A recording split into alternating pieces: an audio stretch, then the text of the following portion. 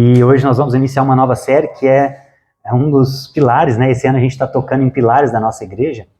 E essa série é um dos pilares, né? Uma das primeiras coisas que a gente começou a estudar lá em 2012, quando a gente começou os estudos bíblicos lá na casa do Júlio, né?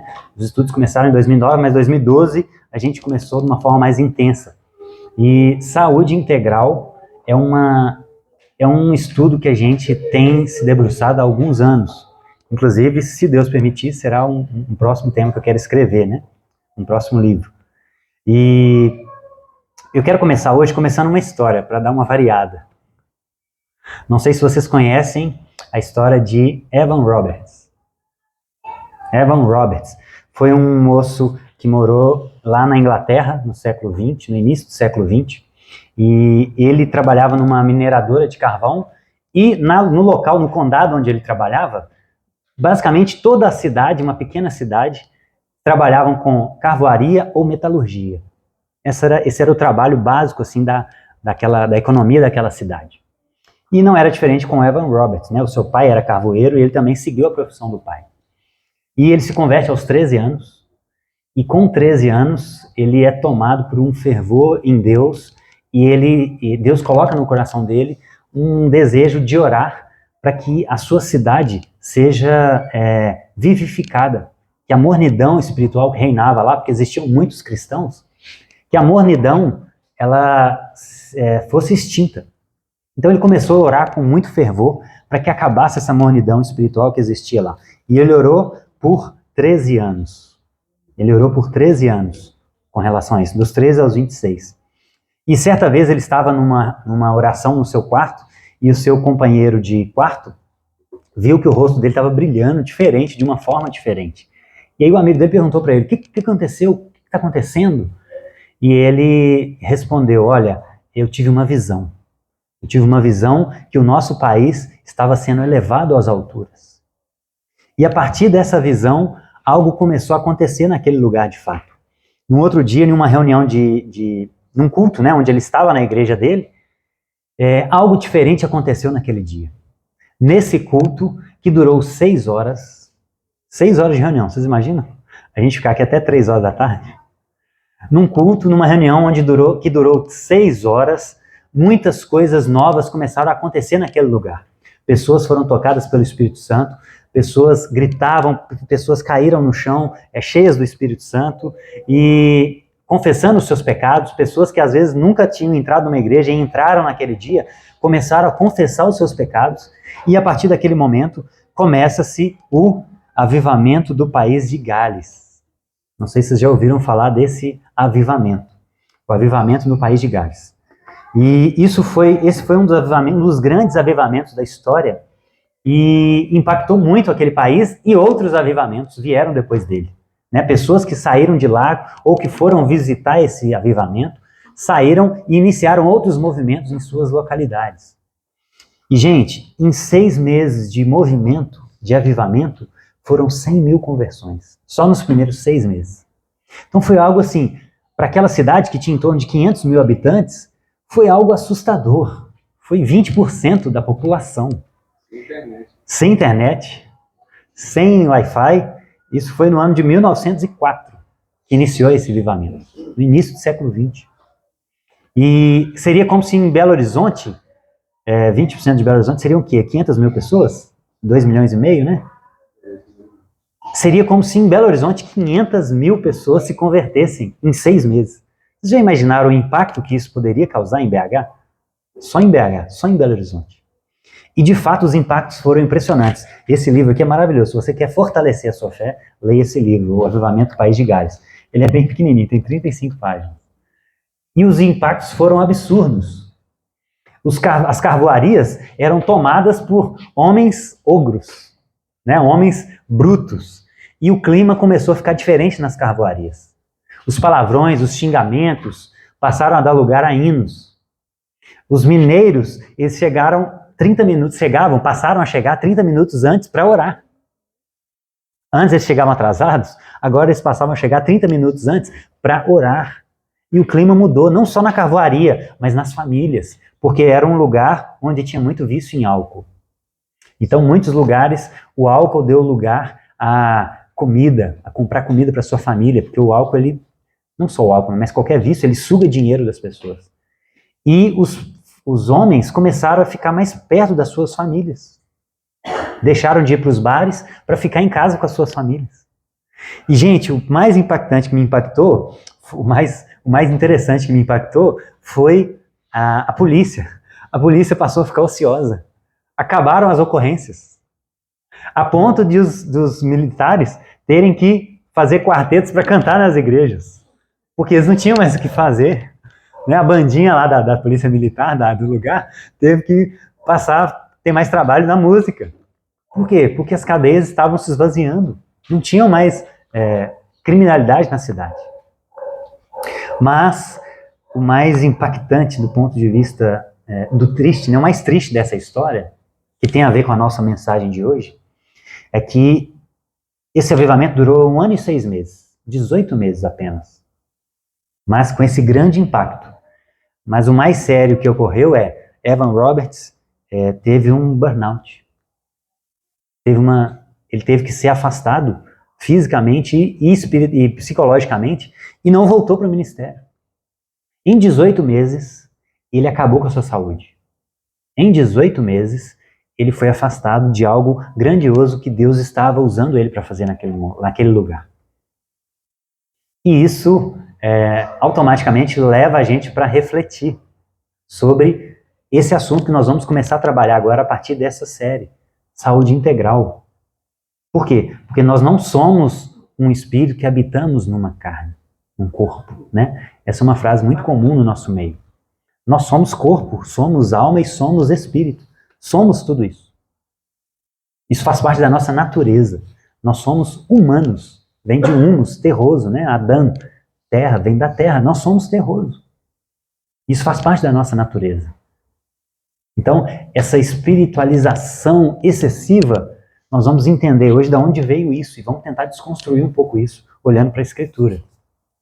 E a grande moral dessa história não adianta a gente ser cheio do Espírito Santo, mas não ter saúde para cumprir o chamado de Deus. Né? Esse tem sido o meu lema assim, de trabalho, inclusive. Não adianta sermos cheios do Espírito, mas não ter saúde para cumprir o chamado que Ele tem nos chamado. Da mesma forma, não adianta ter saúde perfeita e não conhecer a vida eterna, não conhecer a Cristo. Nós precisamos de saúde integral. Nós precisamos ter saúde em todas as áreas da vida. Senão, como o Daniel colocou lá não sei se vocês entenderam a arte, aquele banco de 3 pés, exatamente por isso. Porque nós temos que estar equilibrados em corpo, alma e espírito. Porque se um deles estiver diferente de outro, nós seremos um banco manco. Seremos uma pessoa torta. Não seremos uma pessoa plena. E se você pensar um pouco na sua vida, você deve conhecer alguém assim. Talvez você conheça uma pessoa que é muito espiritual. Mas muito. Deus fala com ela. Mas ela às vezes está acima do peso, às vezes está com obesidade, tem dificuldade de se locomover. Às vezes fica diversas vezes internado no hospital porque precisa tratar alguma coisa. Ou seja, ela não tem a potência máxima de que ele poderia dar para Deus nessa terra. E ele vai ficar aquém do que ele poderia ser. Do outro lado, a mesma coisa, né? Isso é mais comum ainda. Pessoas que estão com shape em dia, mas não conhecem a Deus. E aí aquele shape vai apodrecer. Não é que é errado ter um shape. Não é que é errado cuidar da saúde. A questão é qual a motivação disso. E se está manco. Se o outro lado está em falta. Entende? Não é a questão de não cuidar do corpo, de não ter um cuidado com a estética, inclusive. Não é isso. A questão é ser equilibrado. Ser saudável em todas as áreas.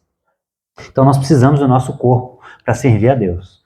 E no Espiritismo existe um conceito muito interessante, que é o de cavalo. Não sei se vocês já ouviram falar. Na doutrina espírita, o cavalo é aquela pessoa em que o espírito monta para falar, para fazer a sua ação, né? E na fé cristã, nós não somos um cavalo, nós somos a imagem de Deus. Nós somos embaixadores. A Bíblia nos traz essas palavras para designar qual é essa relação de parceria com Deus que nós temos.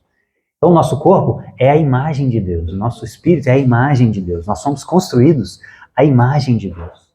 Nós não somos um cavalo, nós temos mais dignidade que isso.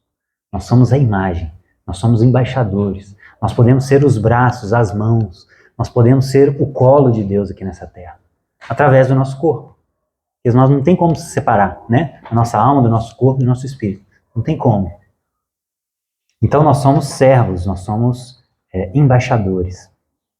Mas essa é uma ideia que reina muito no nosso meio, né? Essa ideia que o nosso corpo é apenas uma casca, que abriga o nosso verdadeiro ser, ou o ser mais importante, que é o nosso espírito. E aí, eu queria começar a tentar mostrar para vocês da onde veio isso. Entender o porquê e da onde vieram as coisas facilita muito o nosso entendimento hoje. Isso surge, meus irmãos, da cultura grega. Esse foi um ponto que os gregos deram bola fora, né? Deram muito bola dentro. Mas esse foi um ponto que eles deram muito bola fora. E, por exemplo, Platão, Pitágoras, eram gregos antigos, lá do século VI, V a.C., e eles acreditavam que o mundo material era mau. Eles acreditavam que a matéria era algo ruim. Por quê? Porque para eles a matéria sempre existiu. E o deus deles, chamado Demiurgo, ele não conseguiu domar a matéria. Por isso que existem coisas ruins, né? Existem tornados, existem doenças. Então, se o deus deles não conseguiu dominar essa matéria, significa que ela é má em essência. Essa era a ideia dos gregos. Ou seja, eles desvalorizavam o mundo material e supervalorizavam o mundo imaterial, o mundo espiritual. Daí vem aquela ideia de Platão, né, do mundo das ideias. Quem nunca teve um amor platônico? É um amor inalcançável.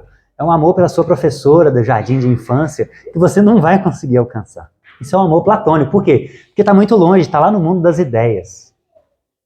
Então, eles acreditavam que o verdadeiro mundo era esse. Existia uma verdadeira garrafa lá no mundo das ideias. Essa aqui é apenas uma sombra, uma réplica imperfeita da verdadeira garrafa. Perfeita.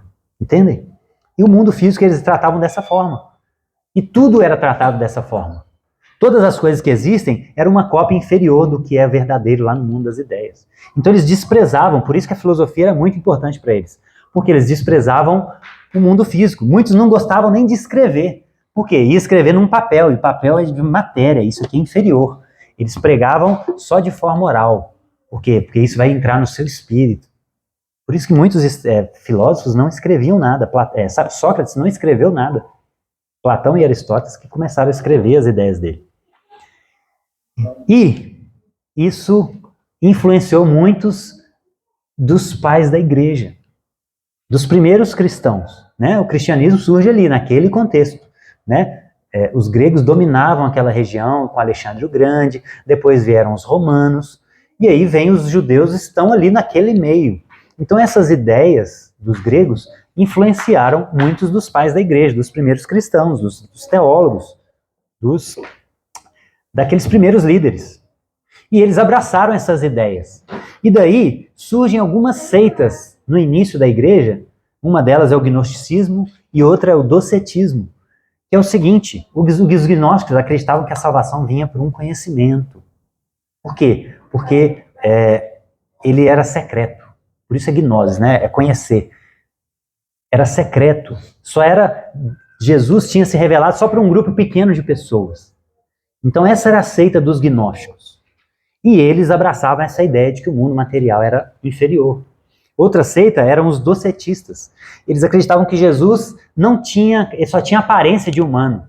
Ele era somente um espírito puro.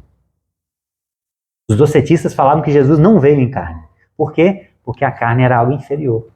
Ele tinha apenas uma aparência, era uma ilusão. Ele era somente um espírito. E essas seitas, meus irmãos, foram influenciando muitos dos pais da igreja, e ao longo dos anos, na Idade Média e na modernidade e atualmente, nós herdamos muitos desses pensamentos errados. E daí vem as ideias dos monastérios, lá no início, né? Porque o espiritual é só copiar a Bíblia, é só fazer coisas sagradas. Arar a terra, fazer um bom sapato, né? Produzir um sapato é algo inferior.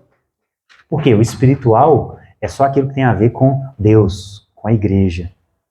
E isso influenciou o nosso meio. Então essa é a origem do problema. A origem do problema é essa visão de que o mundo material é mau e o mundo espiritual é bom. Agora abra comigo, lá em Gênesis 1. Vamos voltar no Gênesis de novo, né? E antes da gente ler, vamos entender qual foi a consequência disso. O que isso gerou de prático na vida da igreja? Gerou aquela dicotomia entre sagrado e secular. Então, por exemplo, a música que fala santo, santo, santo é sagrada. A música que fala uma árvore é bonita, o céu é bonito, o amor é lindo, isso é uma música secular. Isso é uma música que não fala de Deus.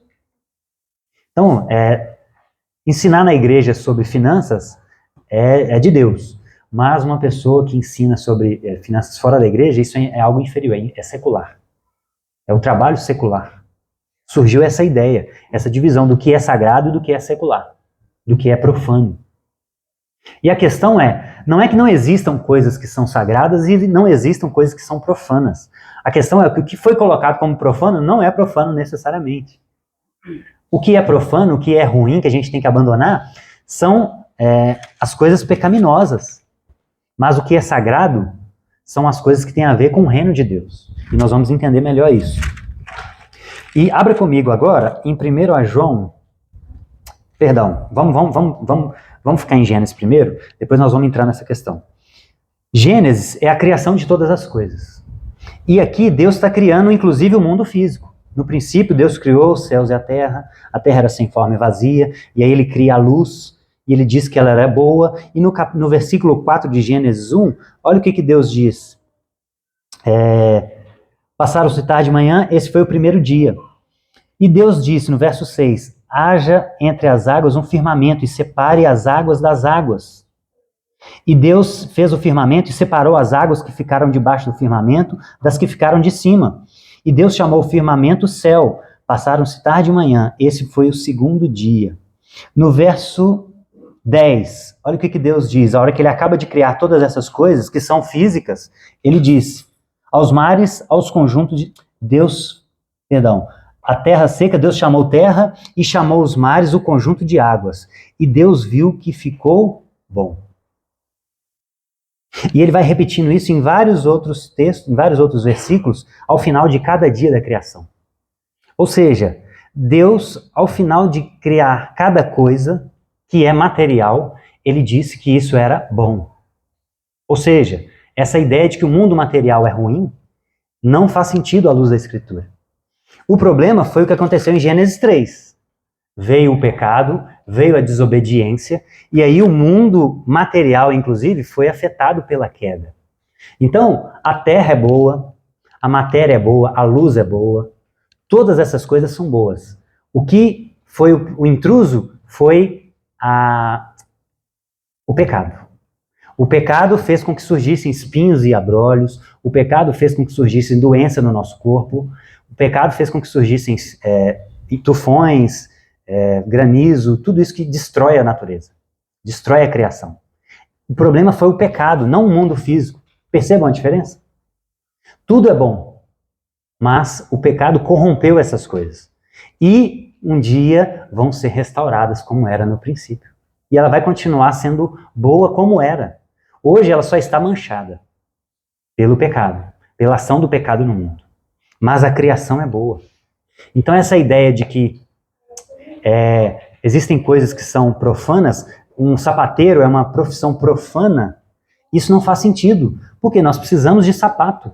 Isso faz parte do reino de Deus na terra. Nós precisamos de advogados, nós precisamos de médicos. Então uma pessoa que trabalha nessas áreas, se ela foi chamada por Deus, ela está num trabalho sagrado. Ela está executando algo para glorificar Deus pelas suas mãos, pelo fruto das suas mãos, porque foi Deus que deu esses dons para ela. E isso faz parte da multiforme sabedoria de Deus na atuação desse mundo. Então tudo isso é bom. O problema é o que é pecaminoso. O problema é a concupiscência da carne. O problema são a cobiça dos olhos. É isso que João vai falando lá. Olha, não ame o mundo. Não ame o que há no mundo, a cobiça dos olhos, a concupiscência da carne. Não é o mundo material.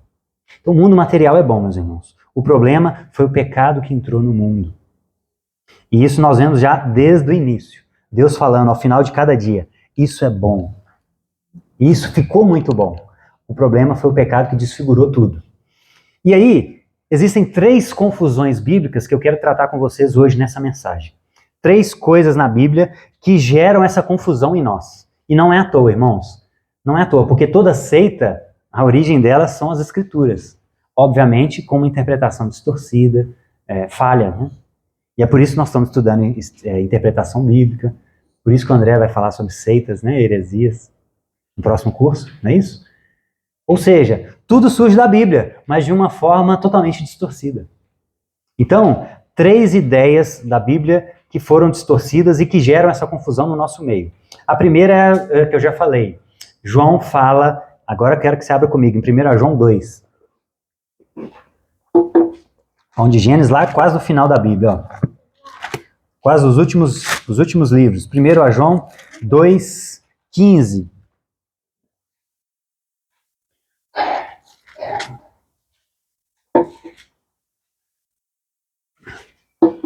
Muitas pessoas desprezam o mundo físico, o mundo material, as coisas que não são eclesiásticas, porque adotam essa ideia de que a gente não deve amar o mundo.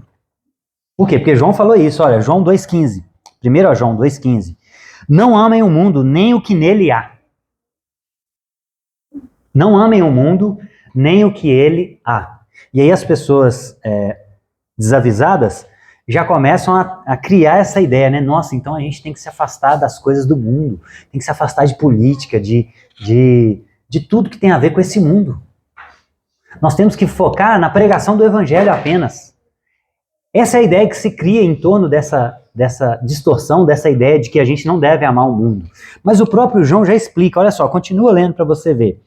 Se alguém ama o mundo, o amor do Pai não está nele. Pois tudo o que há no mundo, o quê? A cobiça da carne, a cobiça dos olhos, a ostentação dos bens, não provém do Pai, mas do mundo. O mundo e a sua cobiça passam, mas aquele que faz a vontade de Deus permanece para sempre. Então, meus irmãos, no próprio texto já fica muito claro o que João está querendo dizer. O que a gente não deve amar no mundo é o pecado que entrou no mundo. Não é o mundo em si, não é as pessoas do mundo, não é a criação do mundo, não é isso. Até porque, para o mesmo João que escreveu essa carta, lá em João 3,16, no versículo mais famoso da Bíblia, o que ele disse? Deus amou o mundo. Deus amou o mundo. E a palavra ali é a mesma, o mundo aqui é cosmos, é a totalidade das coisas. E a aplicação que ele faz aqui é a ordem caída desse cosmos. Não ame a ordem caída, não ame as ideias que são contrárias ao caráter de Deus que está presente nesse mundo. E ele começa a listar algumas coisas. A ostentação, a cobiça da carne, a cobiça dos olhos. Essas coisas a gente não deve amar, essas coisas a gente deve fugir delas. Mas a gente deve amar o mundo. Em qual sentido? Amar a totalidade das pessoas, amar a criação. Até porque, como eu falei, nós somos embaixadores. E se Deus colocou Adão para cultivar o jardim, e a gente falou isso na pregação sobre vocação, a nossa vocação hoje é continuar cuidando do jardim. Por isso nós temos que zelar pela natureza. Por quê? Porque nós somos embaixadores de Deus, que Ele que criou, e Ele colocou o nosso primeiro pai para cuidar. E o problema foi que o pecado entrou no mundo, e a gente hoje só quer devastar. A gente não quer cuidar, preservar. A gente só quer usufruir, consumir. Mas nós temos que cuidar da criação. Nós temos que amar o mundo nesse sentido. Nós temos que rejeitar o mundo caído, a ordem caída desse mundo. Essa é a ideia que João está querendo dizer. Ficou claro isso? Então essa é a primeira ideia equivocada que as pessoas trazem para o meio da igreja. Não ame o mundo. Então a gente precisa estar bem claro o que a gente não deve amar no mundo. São as coisas pecaminosas desse mundo. Mas nós temos que amar, inclusive, as pessoas pecadoras desse mundo. Temos que Na verdade, o nosso chamado é exatamente ir atrás deles, né? Ir de pregar o evangelho não é para quem já está salvo, é para quem não conhece a Deus ainda. Então nós temos que amar essas pessoas. Nós temos que estar na política, né? O Felipe é a expressão de alguém que está amando o mundo. O que mais precisa no nosso mundo do que a política? O que mais precisa do mundo do que o direito, do que a área da saúde, o enfermeiro? O que mais precisa? O mundo precisa nas escolas, né? Temos as professoras aqui na igreja. O que mais precisa de uma luz do que uma escola? Gente, a Lídia trabalha lá no Dorcas, que é uma escola aqui na base da Pedreira Parado Lopes. E são histórias assim, as crianças da Pedreira que estudam lá. São histórias. Se a gente precisa de pessoas naquele lugar, amando o mundo, amando as pessoas que estão lá. Porque é elas que precisam, elas que estão doentes. Crianças que às vezes vão cheias de piolhos, cheias de marcas de violência para a escola. Então precisamos amar o mundo nesse sentido. O mundo está clamando. E o nosso Pai amou, e nós amamos também. A gente imita Ele. Por isso nós somos cristãos, né? Pequenos cristos. Então essa primeira ideia errada, a gente precisa tirar da nossa cabeça. Nós temos que rejeitar os pecados que existem no mundo. Não o mundo em si, não as coisas criadas, o mundo material, nosso corpo, as coisas que estão fora da igreja, a política, a arte. Tudo isso a gente tem que amar. A gente precisa de bons cristãos lá para fazer uma boa arte, para fazer um bom direito, para fazer um bom obturação. Precisamos de um bom dentista. Porque tudo isso faz parte do reino de Deus. Deus ama o mundo e Ele está restaurando o mundo exatamente na vocação de cada um. Então vamos amar o mundo. Combinado? Segunda confusão. Essa é mais... Eu coloquei da mais fácil para as mais difíceis. A segunda é muito difícil. Por quê? Abra comigo lá em 2 Pedro, capítulo 2. Volta um pouquinho. Nós estamos em 1 João, só voltar um pouquinho e já vai para 2 Pedro. 2 Pedro 3 é um texto difícil. Por quê? Porque muitas pessoas, inclusive, justificam o seu sedentarismo nesse texto. 2 Pedro, capítulo 3, verso 7. Olha só que interessante. Agora o negócio começa a ficar mais difícil. Vamos precisar de mais atenção agora. Olha o que Pedro diz. Pela mesma palavra, os céus e a terra que agora existem estão reservados para o fogo, guardados para o dia do juízo e para a destruição dos ímpios. Não se esqueçam disso, amados. Aí ele vai falar do dia, né? Para o Senhor, um dia é como 1000 anos e 1000 anos é como um dia. O Senhor não demora a cumprir a sua promessa, como alguns julgam. Ao contrário, Ele é paciente com vocês, não querendo que ninguém pereça, mas que todos cheguem ao arrependimento. E aí ele volta para o assunto. Olha, o dia do Senhor virá como ladrão. Os céus desaparecerão. Como um grande estrondo, os elementos serão desfeitos pelo calor, e a terra e tudo o que nela há será desnudada. Visto que tudo será assim desfeito, que tipo de pessoas é necessário que vocês sejam? Olha que interessante. Ele começa falando que a terra vai passar por o fogo e os ímpios serão destruídos. E ele começa a citar elementos que os céus desaparecerão com um grande estrondo, os elementos serão desfeitos, a terra e que tudo que nela há será desnudada. Então, alguns concluem com esse texto de que Deus irá destruir a terra. Deus irá trazer fogo, literalmente, e consumir tudo. Essa é uma ideia e é uma possibilidade. É possível. Só que, vamos tentar olhar, por exemplo, o que significa a expressão fogo na Bíblia, né? Para a gente entender. Volta aí, 1 Pedro capítulo 1, no mesmo texto, no mesmo capítulo. 1 Pedro capítulo 1, o mesmo Pedro falando. Olha o que ele diz. 1 Pedro 1, 7.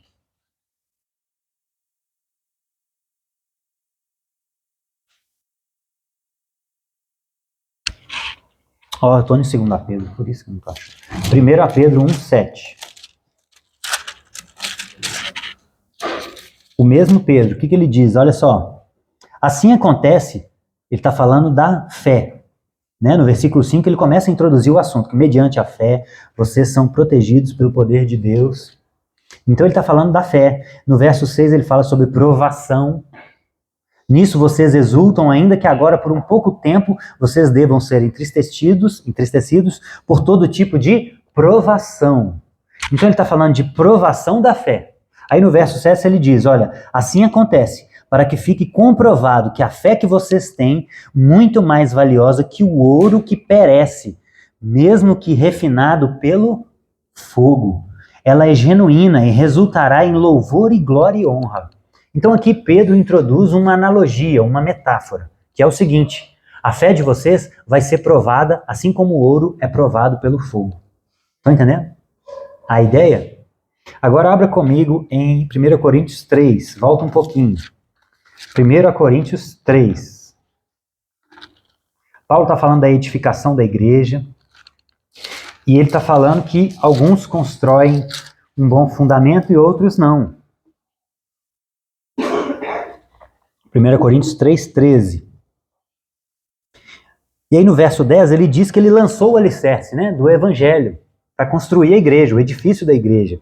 Ele lançou o alicerce e outro está construindo sobre ele. Contudo, cada um veja como constrói. Verso 11. Ninguém pode colocar outro alicerce além do que já foi posto, que é Jesus.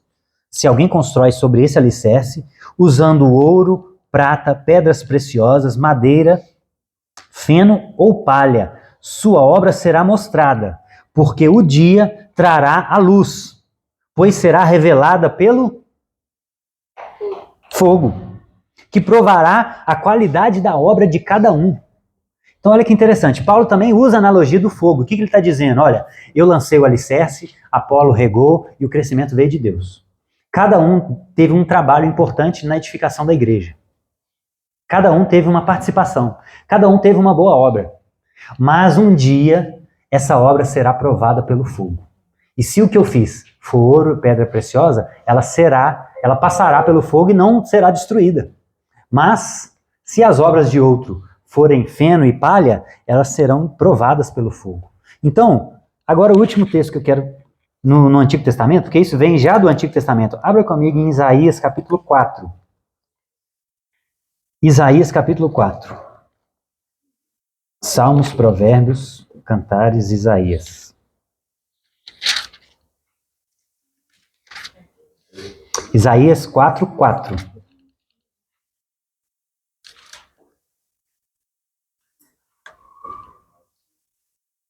A partir do verso 2, Isaías começa a falar do renovo, da renovação. Naquele dia o renovo do Senhor será belo e glorioso. O fruto da terra será o orgulho e a glória dos sobreviventes de Israel. Os que forem deixados em Sião e ficarem em Jerusalém serão chamados de santos. Todos os inscritos para viverem em Jerusalém. Verso 4. Quando o Senhor tiver lavado a impureza das mulheres de Sião e tiver limpado por meio de um espírito de julgamento e de um espírito de... Como está aí? Na NVI está um espírito de fogo. E sangue derramado em Jerusalém. Ou seja, a ideia é a mesma. O que significa fogo na Escritura? Quando a gente vai desde o Antigo Testamento até na Nova Aliança, fogo tem a ver com provação. Isso é claro nesses outros textos que a gente viu, inclusive. As nossas obras serão provadas pelo fogo. Então, fogo, meus irmãos, tem a ver com provação. Fogo tem a ver com ver se tem impureza, assim como o ouro é provado pelo fogo. Isso significa passar pelo fogo na Escritura. Então, Pedro está dizendo que a terra vai passar pelo fogo. Naquele texto de 2 Pedro. Ele está falando que no grande dia a terra passará pelo fogo. Então, o que isso pode dar a entender? Uma outra possibilidade. Ou a terra vai ser destruída, ou ela vai ser provada. Entendem? Ou ela vai ser provada. E outro ponto que me faz acreditar que essa segunda opção é a mais coerente, é a ideia de que a terra será restaurada. Lá em Mateus capítulo 19, abre comigo, Mateus capítulo 19. Olha a linguagem de Jesus. Quando ele vai se referir ao dia da regeneração de todas as coisas. Mateus 19, verso 28.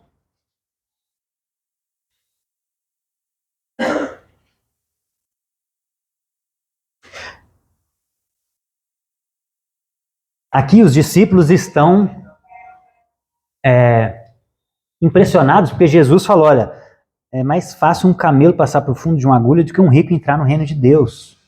E aí os discípulos falavam, mas nós deixamos tudo para te seguir.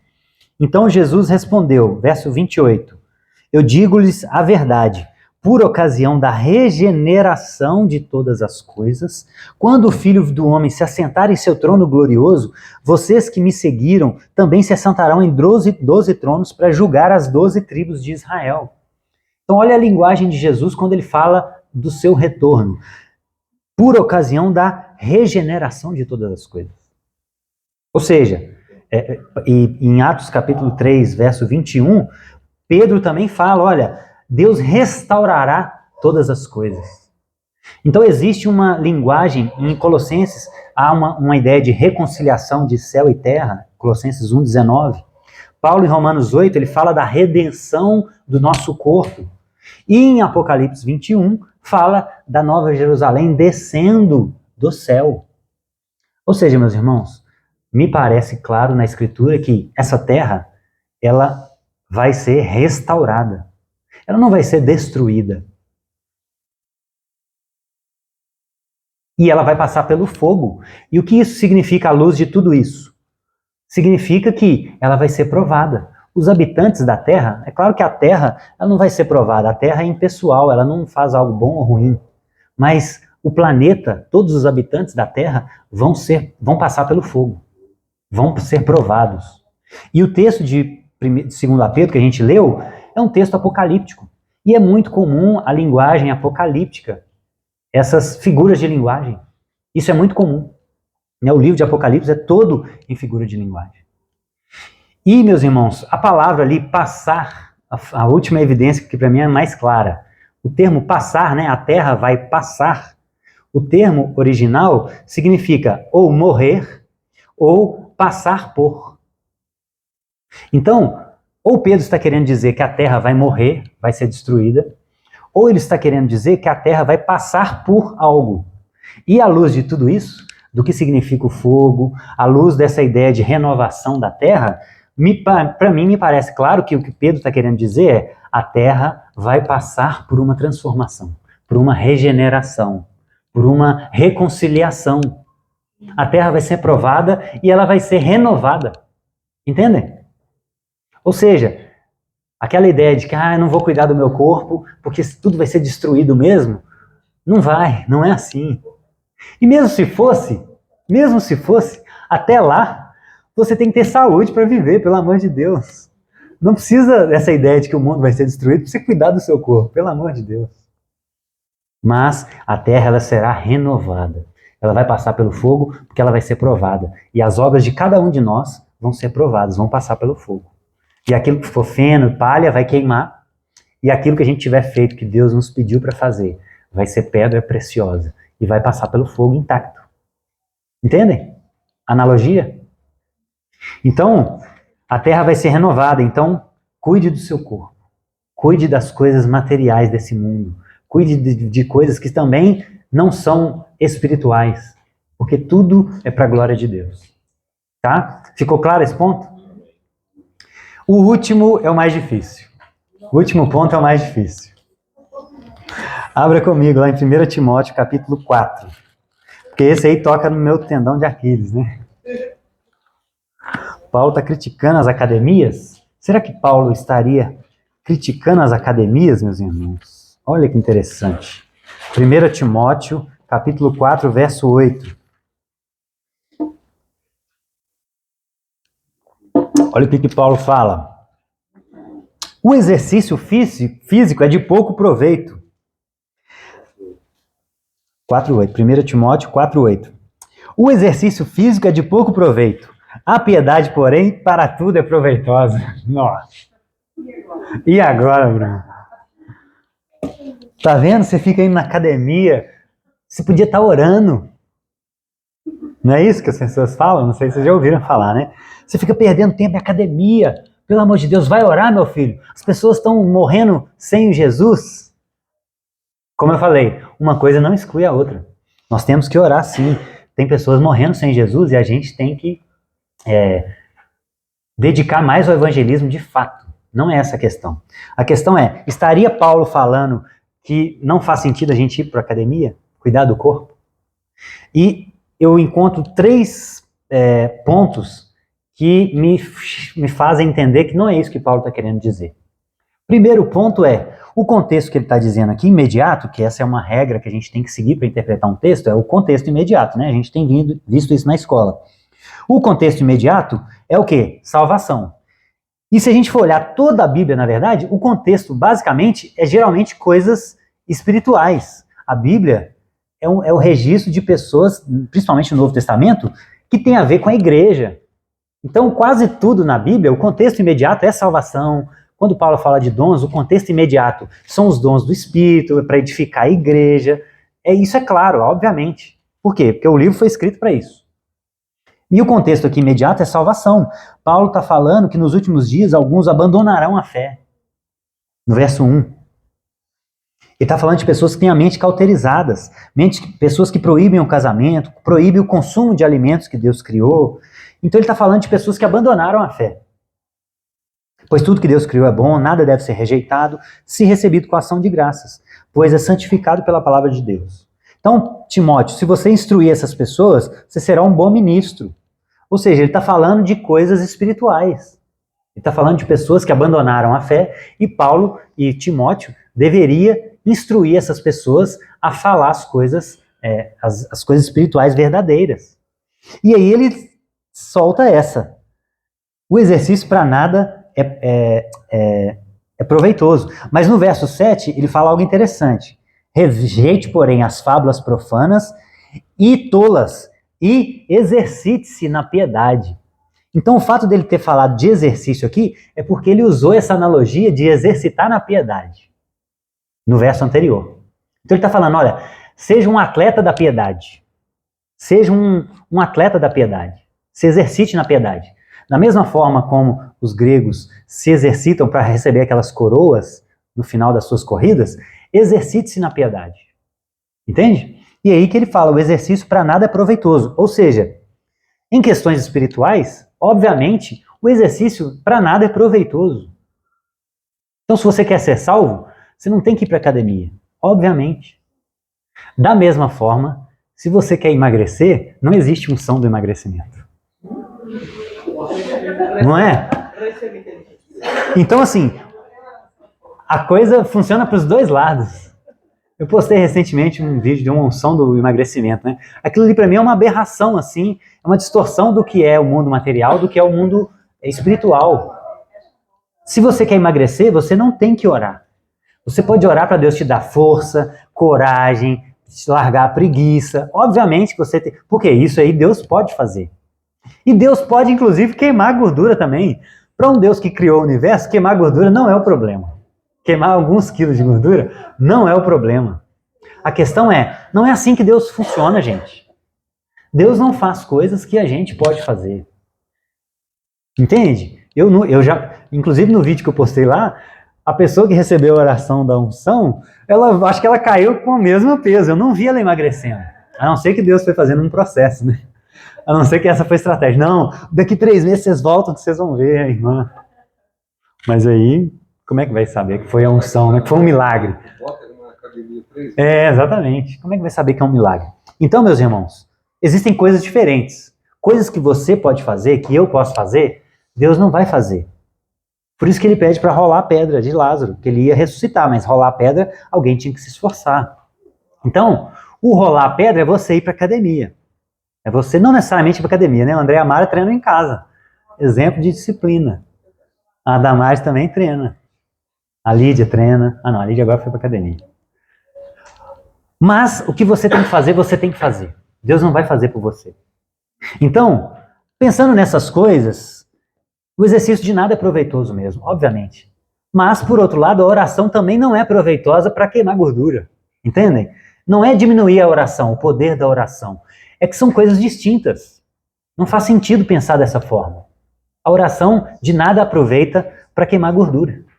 Estão entendendo a ideia? Esse é o primeiro ponto. O segundo é, o que Paulo está em mente de exercício não é a nossa academia hoje. Não é a gente correr ali, fazer um exercício. Não é isso. O que Paulo está em mente, qual é a cultura que Paulo está inserido? Uma cultura greco-romana. E qual é o exercício dos gregos? Os gregos se exercitavam principalmente para as competições, para as lutas. Né? As pessoas naquela época, elas faziam exercício para estar preparado para as guerras, porque tinham muitas guerras naquela época. Então, ou era para a batalha, ou era para as competições gregas. E como os gregos faziam exercício? Ou com pouquíssima roupa, ou nus. Então, isso era que um judeu, como Paulo, enxergava como fazer exercício. Era aqueles exercícios que os gregos faziam, sem roupa. Já imaginou isso para um judeu do século I? Era uma aberração. Porque o culto ao corpo, os gregos propulsionaram muito isso, né? Essa ideia de culto ao corpo. Já viram as estátuas gregas, né? É um modelo ideal de corpo. Então é isso que Paulo está em vista também. Além de não ter nada a ver a exercitar para coisas espirituais, o exercício que Paulo está em mente é o exercício, a ginástica grega, que envolvia culto ao corpo e práticas sem roupas. Então, obviamente, que nesse contexto, também o exercício é pouco proveitoso. E por último, nesse contexto, meus irmãos, não existia a tecnologia que a gente tem hoje. As pessoas naquela época, elas tinham que sair para buscar água, elas andavam de um lugar para o outro, elas se movimentavam muito mais. Então, naquele tempo, não era nem necessária a academia. A academia é uma invenção moderna porque nós não movimentamos mais. Nós apertamos o botão, o vidro sobe, nós apertamos o botão, a canal muda, nós apertamos o botão, vamos para o 20º andar. A gente não movimenta mais como eles movimentavam. Então, da perspectiva agora mais científica, eles não precisavam de tanto movimento como nós precisamos hoje. Porque tudo que a gente faz, quase tudo é sedentário. Trabalho na frente do computador. Eles não tinham isso, era braçal. Então não fazia sentido uma academia para um judeu naquela época. Então, junto com tudo isso, o que Paulo está falando, para nossa alegria, não é que a gente não possa e não deva ir numa academia, cuidar do corpo. Não tem nada a ver com isso. Tem a ver que, para as questões espirituais, não faz sentido exercício. Da mesma forma, se você quer emagrecer, não faz sentido você orar para você emagrecer. Você tem que suar mesmo. Não é orar, é suar.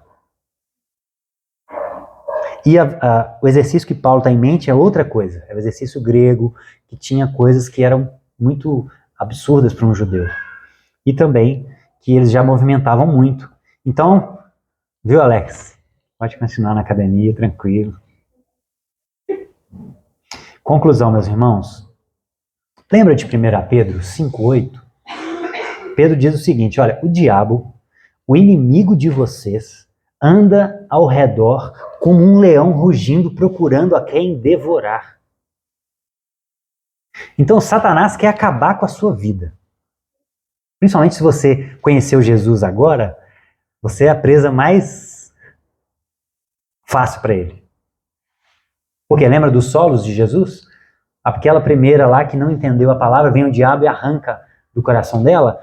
O diabo ele quer arrancar antes que você entenda. Então ele quer destruir a sua vida, ele é o seu inimigo. Ele não tem nenhuma empatia por você. Ele quer que você morra. Ele quer acabar com a sua vida, com a sua cabeça, ele quer acabar com o seu corpo, ele quer acabar com o seu casamento, com as suas finanças. Ele te odeia com todas as forças dele. Isso é o diabo. Esse é o nosso inimigo. E agora pensa comigo. De onde viria essa ideia? Não cuide do seu corpo, não. Não preocupa com política, não. Isso é coisa secular, só preocupa em evangelizar. Quem teria mais interesse em que o nosso corpo se define, que venham doenças, em que a política só entre gente ruim, em que a arte seja degenerada, só com música ruim, só com letras ruins? Quem é o mais interessado nisso? Me responda. É o diabo. É ele que quer acabar com todas as coisas. Ele é o nosso inimigo. Então é ele que fica falando no seu ouvido para você não ir para academia. É ele, isso é a voz dele. Não acha que você está orando lá e fala, opa, revelação, olha só, hoje, olha Deus falando. Não, isso é o diabo. Ele que quer que você define, ele que quer que você tenha limitações, ele que quer que você tenha dores, para você não conseguir levantar para trabalhar, para glorificar a Deus. É ele que quer que você fique mancando, que você tenha diabetes, para machucar o dedo e não cicatrizar e cortar o seu dedo. Porque aí você não vai conseguir trabalhar. Ele quer destruir a sua vida de toda forma. É ele que quer fazer isso com você. Então não caia nessa ideia. Cuide do seu corpo, cuide das coisas que Deus tem te confiado, mesmo que não sejam coisas eclesiásticas. Se você foi chamado para a política, seja um excelente político. Se você foi chamado para a arte, seja uma artista cristã. Cuide dessas coisas, porque foi criação de Deus. É tudo bom. O problema é o pecado que desvirtuou tudo. A arte é boa, a política é boa, a música é boa, o corpo é bom, mas o pecado distorceu tudo isso. Então não caia nessa. O diabo é o mais interessado em destruir a sua vida. E eu queria finalizar com o texto de João também, porque João 1, 1 João, nós estamos em 1 Timóteo, vai um pouquinho mais para frente, em 1 João. Por quê? Porque João teve problema com os gnósticos. Lembra daquela seita que acreditava que o mundo material era ruim? Os evangelhos, as cartas de Paulo foram escritas a partir do ano 50, 60, 70 depois de Cristo. 10, 20, 30 anos depois da morte de Jesus. João escreve já no ano 90, num momento onde a fé cristã já está mais estabelecida, inclusive as seitas. Né? Os apóstolos foram pregando em toda aquela região da Ásia Menor, e aí o diabo também infiltra nesses meios, e surgem as seitas. Inclusive o gnosticismo surgiu nessa ideia. E aí, meus irmãos, olha o que João diz, João 1, 1 João 1, o que era desde o princípio, o que ouvimos, o que vimos com os nossos olhos, o que contemplamos e as nossas mãos apalparam. Isso proclamamos a respeito da palavra da vida. No capítulo 4 do mesmo João, olha só, 1 João 4, olha o que ele diz. Amados, não creiam em qualquer espírito, mas examinem os espíritos para ver se eles procedem de Deus. Porque muitos falsos profetas têm saído pelo mundo. Vocês podem reconhecer o Espírito de Deus deste modo. Olha o critério. Todo espírito que confessa que Jesus Cristo veio em carne procede de Deus. O que João está combatendo aqui? Os gnósticos, os docetistas, que acreditavam que Jesus era apenas um espírito. E olha o critério que ele fala para saber se um espírito é de Deus. Se esse espírito confessa que Jesus veio em carne. Mas todo espírito que não confessa Jesus não procede de Deus. Esse é o espírito do anticristo. Olha isso, irmãos. Essa ideia de que a maior resposta de Deus para santificar o mundo material é encarnando o seu filho. Já imaginaram isso? Por isso que para essas culturas, por isso que Paulo fala que o cristianismo, para o grego, é um absurdo. Por quê? Como que Deus vai encarnar? Se isso é só uma casca, se isso é algo inferior, como que Deus vai encarnar? Isso era uma loucura para o grego, que tinha essas ideias erradas de que o mundo material era ruim. Deus veio em carne. Jesus ressuscitou em carne também. As nossas mãos apalparam. João está falando. Ele não está falando de um espírito. Ele está falando que os olhos viram, os ouvidos, eles contemplaram e eles apalparam. Jesus veio em carne e ressuscitou em carne. Ou seja, o seu corpo é bom. O seu corpo é santo. Ele não foi criado para impureza.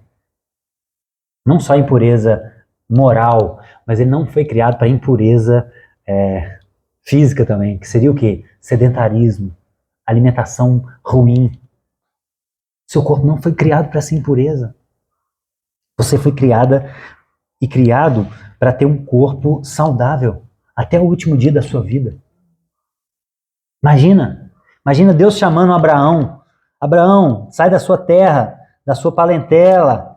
E Abraão fala, nossa Deus, minhas costas não estou aguentando andar, não. A hérnia. Vocês já imaginaram isso, irmãos? Imagina Deus não poder contar conosco porque nós temos uma limitação física. Isso é muito sério. Isso é muito sério. E a gente precisa orar sobre isso. Isso é pouco falado no nosso meio, mas isso é tão espiritual quanto orar.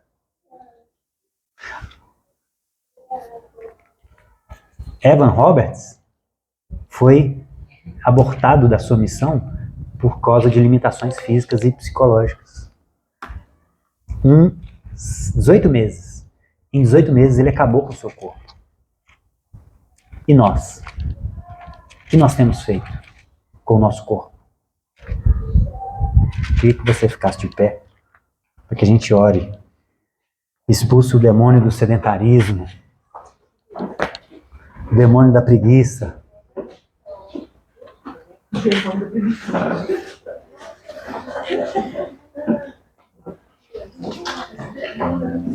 Senhor Jesus, o Senhor se encarnou, Pai, que coisa maravilhosa. O Senhor ressuscitou em carne e o Senhor glorificará a nossa carne também. Ela será restaurada. Ajude-nos, Senhor, cada um de nós. Sabemos o quanto é difícil isso para nós. O quanto é difícil resistir a alimentos que dão prazer à boca. Sabemos o quanto é difícil. Sabemos o quanto é difícil ser ativo fisicamente. É difícil, Pai.